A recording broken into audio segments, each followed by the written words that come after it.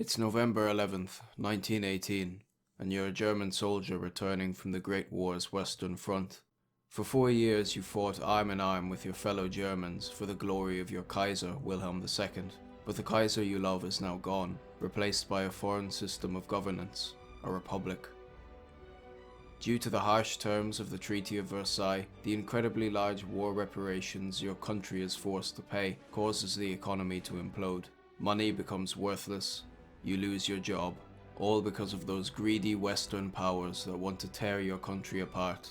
You're angry at Britain and France and the US for humiliating your once German empire, transforming it into a weak democracy like theirs. You want to fight back, to bring back the monarchy and restore Germany to her former glory.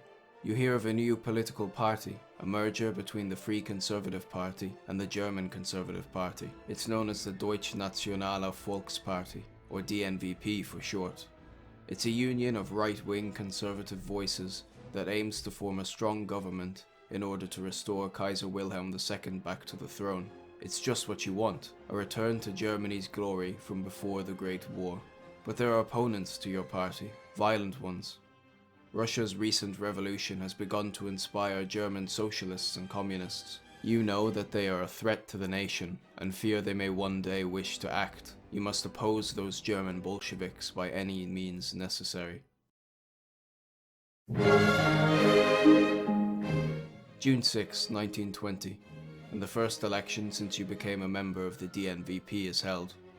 Your party doesn't do too badly at all, winning 15% of the vote and gaining 71 seats in the Reichstag.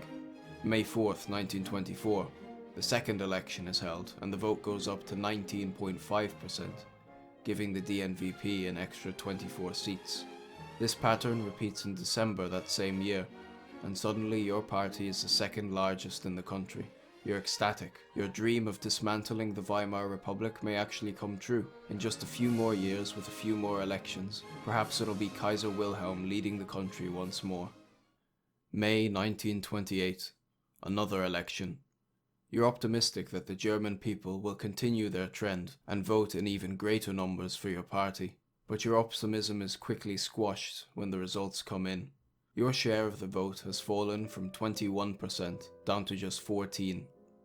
Infighting breaks out within the DNVP over what could have caused this. People are expelled for expressing their concerns, but the party leader, Alfred Hugenberg, realizes the cause. A new generation of Germans, those who had not lived or remembered the Kaiser's rule from before the war, were now part of the voter base. Simply put, the German people don't care about restoring the monarchy anymore. They only want a strong government. Hugenberg, being a practically minded businessman, shifts the party's attention away from restoring the monarchy and towards opposition to the republic with an emphasis on nationalism. But he also agrees to cooperate with a newly emerging party on the political right, the Nationalsozialistische Deutsche Arbeiterparty, or NSDAP for short, though some had begun shortening their name to the Nazi Party. Reluctantly, you go along with this. The NSDAP seem far too radical for your liking. After all, just a few years before, they had attempted to coup the Bavarian government in what was now being called the Beerhall Putsch. Their paramilitary wing, the Sturmabteilung, or Brown Shirts, engaged in frequent violence and attacks against opponents, something you find horrific. Their leader, a man named Adolf Hitler, though an excellent public speaker, seems unhinged and dangerous to you. But you go along with them anyway. After all, the enemy of my enemy is my friend. This alliance seems to work. Your DNVP is a party popular with the German elite, and the Nazi Party is popular with the working classes, so both parties receive the best of both worlds. Hugenberg even allows Hitler to use his vast media empire to reach the masses, something which puts Hitler into the mainstream public eye. This new alliance is named the National Opposition, but over time it begins to favor the other side over yours. Alfred Hugenberg is no Adolf Hitler. Hitler is passionate, emotional, and incredible at appealing to the masses. Hugenberg, by contrast, is dry, boring, and uncharismatic. He's a businessman with no time for emotions, and the public dislike him for it. Because of this, your Nazi allies begin gaining ground far quicker than the DNVP. In 1930, another election is held, and your party's share of the vote drops by half down to just 7%. the Nazis rises from 2.6 to 18%, making them the second largest party. They even begin to win votes in traditionally DNVP-strong regions, such as East Prussia and Pomerania. It's clear that people are leaving your party for your radical allies, but your party still hopes to curb and control the Nazis' extremism. They weren't in charge yet, and you hope they never will be. But on January 30th, 1933, your hopes are crushed and Adolf Hitler is appointed Chancellor by President Hindenburg. But he's your ally, isn't he? He's the enemy of your enemy, so he is your friend. So, you and the rest of your party join his government, and on March 23rd, 1933, you pass one of his bills, the Enabling Act, which merges the office of Chancellor and President together, meaning Hitler does not need the permission of the stupid Republican Parliament anymore. Your party votes 100% in favor of the Enabling Act, believing he will protect your interests. The passing of this act is what you hoped for all along, an end to the Weimar Republic and a return to monarchism, although it's a different monarch than you intended. But that's when the attacks start. Nazi brown shirts begin taunting and beating members of your party wherever they can. Some of the perpetrators were once your friends, fellow members of the DNVP who were seduced to National Socialism and are blindly faithful to their new monarch. Members of your party are intimidated to either join the Nazis or retire from political life. You, still staunchly opposed to Nazism, decide to retire, defeated and used. Some of your friends are not as lucky and, during the night of the long knives, are murdered or shipped off to mysterious camps. There is blood on your hands. You were so preoccupied with defeating one of your enemies, you failed to condemn the actions of your so-called allies. But you weren't their ally. You were their enemy. You always were. If only you'd known better.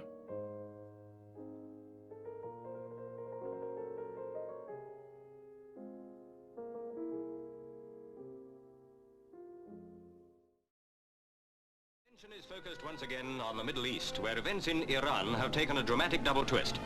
Forced to flee his palace in Tehran, the Shah and his queen arrive in Rome after an alleged attempt by the Imperial Guard to arrest Dr. Mossadegh and a refusal by the Shah to dissolve Parliament at Mossadegh's request. It's August 9th, 1953, and you're an Iranian liberal activist. You read the news and see something that angers you. The Prime Minister of Iran, Mohammad Mossadegh, has just been overthrown in an American and British-backed coup to strengthen the power of Shah Mohammad Reza Pahlavi. You're a constitutionalist who believes in democracy and liberalism, yet now you are living under what is essentially an absolute monarchy. Over the next few years, the Shah begins to display weakness. He has no clue how to govern a country, and when someone has no clue, they turn to authority. This begins to garner opposition to the Shah, as many believe him to be a Western imperialist puppet. By the late 1970s, it's clear that the Shah is deeply unpopular. In 1977, you joined the National Front, a secular liberal party fighting to peacefully overthrow the Shah and institute an Iranian liberal democracy. Some of the Islamic clergy even support your position. That's when cassette tapes begin to flow in from the West, from neighboring Iraq, recorded by a member of the Shia clergy living in exile. His name is Ayatollah Ruhollah Khomeini. He was exiled in the 60s due to his opposition to the Shah and his denunciation of the West. In Iraq, he records speeches and smuggles them into Iran. You listen to some and find them inspiring and extremely effective at uniting all those opposed to the Shah into one entity, be they Islamist, Marxist or liberal. But you know deep down that this Ayatollah's Islamic views are in complete conflict with your liberal ones. However, you ignore this and decide to fight alongside him. After all, the enemy of my enemy is my friend. It's 1979 and the revolution has begun. A series of protests and coups commence and your side is victorious. With tearful eyes, Shah Mohammad Reza Pahlavi is forced to flee to Egypt. Now is a time for peace and rebuilding. You and your allies can now begin to build that liberal democracy you all fought for, and let the people decide who they want to lead them. Islamists, liberals or Marxists. Everything seems to be going according to plan. September 22nd, 1980. Dictator of Iraq, Saddam Hussein, launches a surprise invasion into Iran, taking advantage of the revolution to secure the oil fields in the south. You and the Liberal National Front agree to put the revolution on pause in order to deal with this external threat. You ask your allies to do the same. They say no. Khomeini and his Islamists don't look in terror at this new war with Iraq. They look with smiles. To them, this is an opportunity. Khomeini declares a state of emergency in Iran and decides to consolidate his power. You and your liberal allies are declared apostates of Islam and are commanded to repent or face the death penalty. You're forced out of parliament and are repeatedly attacked by Khomeini's thugs. Your liberal friends are being murdered day after day. Some simply vanish without a trace. Khomeini builds an Islamic dictatorship ruled fundamentally by a Shia interpretation of the Quran. Homosexuality, apostasy, blasphemy, opposition to the regime, all are now punishable. Your so-called allies have built an Iran that is the antithesis of what you fought for. Your dream of a liberal democracy is now dead, and so are you. During this time, a documented 2,946 opponents to Khomeini, be they secular liberals, Islamic liberals, or Marxists, are killed. Ayatollah Ruhollah Khomeini has consolidated his power into an Islamic theocratic dictatorship. There is blood on your hands. You are so preoccupied with defeating one of your enemies, you fail to condemn the views of your so-called allies. But you weren't their ally. You were their enemy. You always were. If only you'd known better.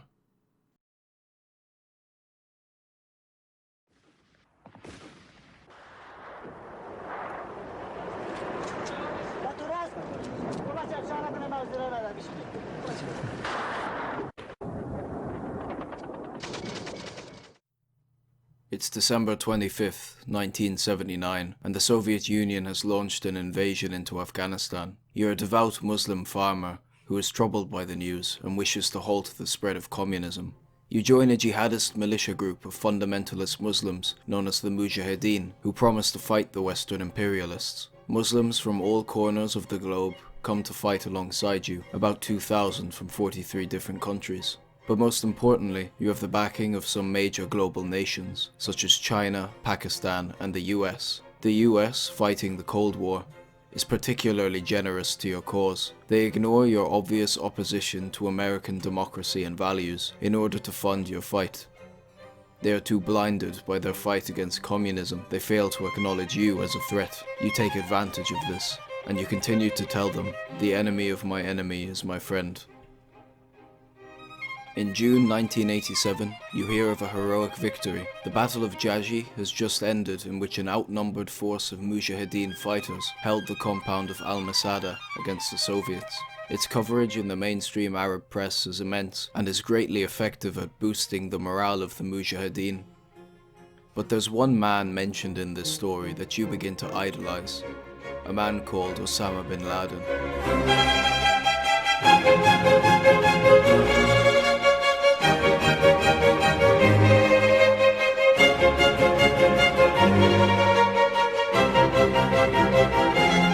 Shortly after the victory at Jaji, bin Laden splits from the Mujahideen and forms a new jihadist group, al-Qaeda. You, infatuated with this new idol of yours, decide to follow him and join al-Qaeda. You make a bay'ah, a pledge, to follow your superiors against the enemies of Islam. On February 15th, 1989, after much fighting, the USSR finally withdraws from Afghanistan, leaving a communist puppet government in shambles. For 3 more years you fight until finally the government falls and the country is free of communism once more. Now you can focus on your true enemy, who you believe to be the bastion of Western decadence and depravity. The ones who, with their support, were instrumental in the creation of al-Qaeda. So you turn against them, wasting no time. Your group supports the killing of 62, mostly Western tourists, in the Luxor massacre in Egypt on November 17th, 1997. You help organize the US Embassy bombings on August 7th, 1998 in Nairobi, Kenya and Dar es Salaam, Tanzania. It's now that the US begins to realize its mistake in arming you and emboldening you, but you are thrilled that they did. Finally, on September 11th, 2001, your campaign against the filthy American imperialists and the kuffar comes to its crescendo when your group flies into the Twin Towers in New York. There is blood on their hands. They were so preoccupied with defeating one of their enemies, they failed to condemn the views of their so-called allies. But you weren't their ally. You were their enemy. You always were. If only they'd known better.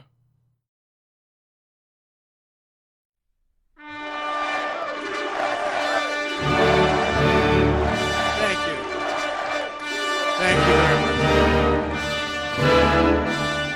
Sorry to keep you waiting. Complicated business. Complicated. It's November 8th, 2016, and Donald Trump has just won the US election. You, a conservative, right-wing political commentator, are thrilled by the news. Not because you agree with Trump, you disagree with him on many things, but because you want to see those leftists and liberals angry. After all, that is why you voted for him. You watch countless compilations of left-wingers overreacting to the vote, and you find it hilarious. Finally, they're getting some payback. Some payback for all those years they denounced you as a racist, sexist, or a homophobe, even though you know damn well you're none of those things. You're a conservative, not a Nazi. You believe everyone is equal. You only disagree with leftists on things like affirmative action, race and gender quotas, abortion, etc. You believe people should be judged by their merit, not by their race or gender or sexuality. Because the left-wingers fail to realize that you are not a bad person by any means, they call you childish names. So, you have become used to ridiculing them right back for being babies that whine and cry at everything they don't like. You're browsing the news one morning and see a story from Charlottesville, Virginia. A statue to Confederate General Robert E. Lee is about to be removed. You don't know much about Robert E. Lee, but you see a video of a left-winger crying about the statue being racist and how it should be removed. Now you support keeping it. You see a video online of a rally being held in Charlottesville led by Richard Spencer, a prominent white nationalist. They chant racist and anti-Semitic slogans that you intensely disapprove of, but you believe they're just a fringe minority and you don't take it too seriously. A few months later, on August 12, 2017, the Unite the Right rally is held in Charlottesville, and you attend to protest the statue's removal. At this rally, something bothers you. A substantial number of Confederate and Nazi flags are being flown by people on your side of the argument. But you ignore them and work together. After all, the enemy of my enemy is my friend. You stand with the far right, even though you disagree with them, because you believe opposing the left is more important. As the rally continues, fights begin to break out between protesters and counter-protesters. Things are escalating rapidly, and they all come to a head. Nazi sympathizer James Alex Fields Jr. drives into the crowd of left-wing protesters, injuring 19 and killing 32-year-old Heather Danielle Heyer. Now you are disgusted at your so-called allies, and with yourself for refusing to denounce them.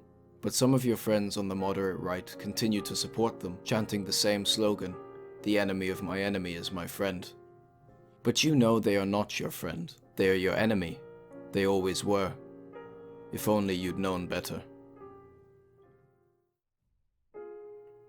It's early 2016, and you're a left-wing liberal disgusted by the growing rise and popularity of the right. Online, you are constantly harassed by the anti-SJW community, consistently being called a snowflake, cuck, triggered, etc., after they say genuinely offensive and revolting things. You believe everyone should be equal. You just disagree with right-wingers on things such as affirmative action, race and gender quotas, abortion, etc. You believe disadvantaged groups and minorities should be helped by the wider society, because you believe that merit is sometimes not enough. Because right-wingers fail to realize that you are not a bad person by any means, they call you childish names, so you have become used to ridiculing them right back, calling them racists, sexists, homophobic, and a new word that has sprung itself onto the political scene, Islamophobic.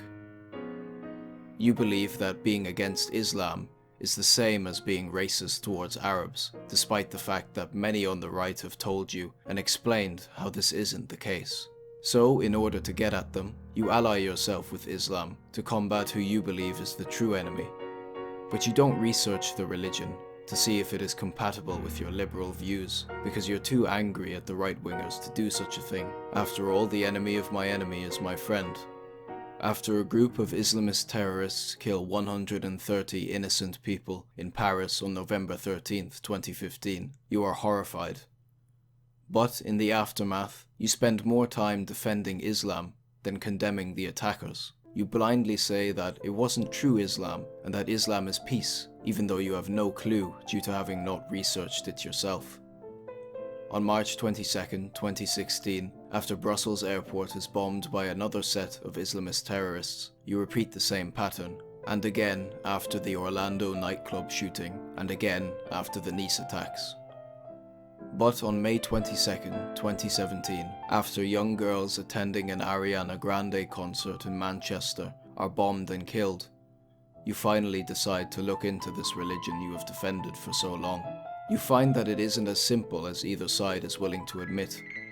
You find a duality within the Quran, dozens of verses promoting peace and harmony, yet dozens of verses promoting violence against gays, apostates and non-believers. You tell your liberal friends what you found out, hoping to potentially start a discussion about Islam, but they shout you down. They call you a racist and an Islamophobe, like you had been doing to those right-wingers for years. They refuse to acknowledge that Islam really has influenced these maniacs to commit horrific atrocities. They refuse to discuss this fact because they are terrified of being called racist, but more importantly, of angering their Islamic allies in the fight against the right. You now realize that for years, you sacrificed your moral and liberal values to defend a religion that is fundamentally opposed to them because you were ignorant.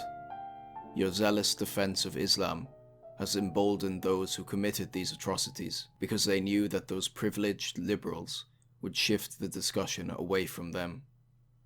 There is blood on your hands.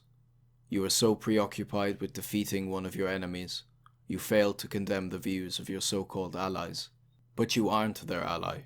You are their enemy. You always were. If only you'd known better. History is full of stories like these, otherwise well-meaning individuals who align themselves with extremists in the name of a greater good. They believe the enemies that they are collectively fighting, be it a weak republic, an authoritarian Shah, a communist dictatorship, the far left or the far right, are dangerous enough to ally with people they otherwise wouldn't even shake hands with. When you ally with the enemy of your enemy in pursuit of a greater good, the side most willing to use violence will be the one that ends up on top. That is why you should never compromise or set aside your values to accommodate a violent ally. When you define yourself by what you hate, you will soon find yourself becoming what you hate. If you are a right-winger who makes excuses for the hate of the alt-right, or a left-winger who makes excuses for the violence of Islam, you will soon find yourself at the end of the sword, being wielded by your current allies. There's a poem by German Lutheran pastor Martin Niemöller about the Nazi purges after their rise to power that explains this perfectly. First they came for the socialists, and I did not speak out because I was not a socialist. Then they came for the trade unionists, and I did not speak out because I was not a trade unionist. Then they came for the Jews, and I did not speak out because I was not a Jew. Then they came for me, and there was no one left to speak for me.